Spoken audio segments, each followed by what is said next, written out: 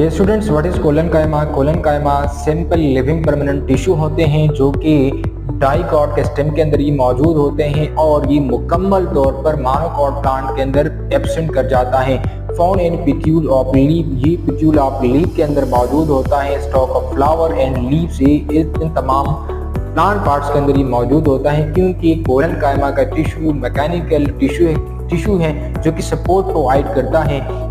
ये primary meristem के तकसीम के नतीजे में ये वजूद में आ जाते हैं, यानी प्राइमरी मेरिस्टम तकसीम कर जाते हैं और इसके नतीजे में कोलन कायमा के टिश्यू बन पाते हैं। इसके अंदर लार्ज वैक्यूल होता है, न्यूक्लियस भी मौजूद होता है, प्रोटोप्लाज्म भी मौजूद होता है, साइटोप्लाज्म भी, क्योंकि ये लिविंग होते हैं और इसके अंदर सेकेंडरी मेटाबोलाइट्स स्टोर हो जाते हैं। सेकेंडरी मेटाबोलाइट्स वो मेटाबोलाइट्स होते हैं जो कि प्लांट्स को सेकेंडरी मेटाबॉलिक प्रोसेसेस को सरंजाम देने के लिए उसको इस्तेमाल करते हैं।